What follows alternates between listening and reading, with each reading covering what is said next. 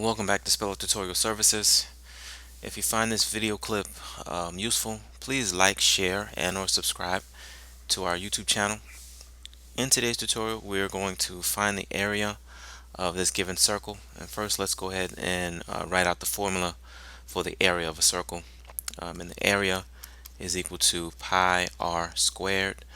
And also know that we're finding the area, so that means we're talking about the inside of this particular circle. What would it take to cover the inside?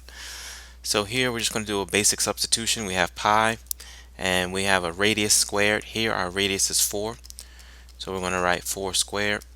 So here we have pi times 4 squared, which is 16.